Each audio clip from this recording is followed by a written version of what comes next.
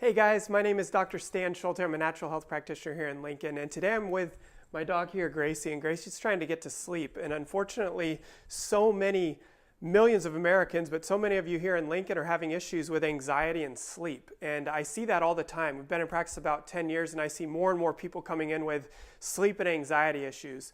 Oftentimes those are related with adrenal issues or hormone issues, digestive issues. Those all come into play and we address all of those. But today I want to address the sleep and anxiety because that's affecting so many of you. And I want to give you a really quick tool or really quick test that you can do at home to see exactly what's going on with your adrenals. And I want to also give you a little bit more of an idea of why that's the case. And what we see in our office is that so many times when you have sleep and anxiety issues, oftentimes it's a neurotoxic illness. We're exposed to so many toxins on a daily basis, more than we've ever been exposed to. Oftentimes mercury fillings can cause mercury to build up in your pituitary gland, affecting that HPA axis, it's called. So like I said, that hypothalamus, pituitary, thyroid, adrenal, all of those work together. So when you address just one thing like the thyroid or you address one thing like the adrenal glands, those are too far downstream oftentimes to really make a significant lasting change. And so although we can give you some temporary relief by addressing just those things, we take a holistic approach to see what exactly is going on. But why is it that the adrenals affect sleep? Well, if your adrenals are involved, oftentimes that's going to cause you to wake up at 3 or 4 in the morning.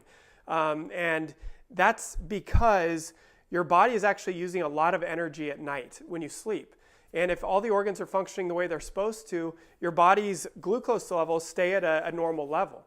What happens is when the adrenal glands are malfunctioning or not strong enough to really function appropriately, what happens is your glucose can drop below a normal level, and that can be really negative, have negative effects on that brain function. And so your body goes into a survival mode. And when it's in a survival mode, it releases two things. It releases cortisol and it releases adrenaline. And if it's releasing cortisol, that's when you're going to wake up. You can't fall asleep. It's extremely frustrating. That affects the next day and the next day and the next day. You just can't catch up on that sleep. But the real devastating one is if those adrenals are so shot, so exhausted, that your body actually pumps out adrenaline. And not only will you wake up around that 3 or 4 in the morning, but you're going to wake up with extreme anxiety, often lasting throughout that day. And so we have very specific tools and resources that we use in our office to see exactly what's going on. And we treat them, or we approach them in very different ways. And so it can be pretty complicated when you're looking at all those moving pieces. But the first step that I want you to do, we can do this in our office on a first visit as well, but it's to check your hypostatic or orthostatic blood pressure. And so what you're going to do is you're going to lay down. I want you to lay down for about 5 to 10 minutes. And as you're laying down, I want you to check that blood pressure. And we're looking at that top number. So that one that's around that 120, 115, 130, somewhere in there. I want you to get that number and write it down. I don't really care what that is at this point. We're just going to use it and see what the body does. So right after you do that, I want you to stand up and you'll take your blood pressure again. This time what we want to do is we want to see that number jump 10 to 15 points. And if it jumps within that 10 to 15 point range, that lets you know that your adrenals are strong, they're functioning the way they're supposed to. What happens is so often that number does not go up, or oftentimes it'll go down. And when that happens, that means you're in an adrenal fatigue state. And that can be very damaging to other organs and tissues in the body as well, because again, that loop becomes affected.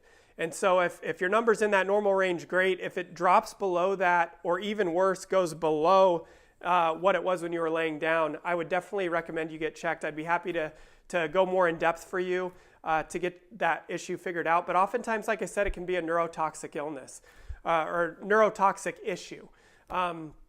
And so what we do is we have protocols and programs in our office very specific to you to look at every single angle there, see exactly what's going on, remove that toxicity if that's an issue, support the adrenals if that's what we need to do, support the thyroid if that's what we need to do, release tension within that nervous system to decrease that cortisol and adrenaline if that's what we need to do. We can really attack it from any angle. But I wanted to let you know, again, that there are answers out there.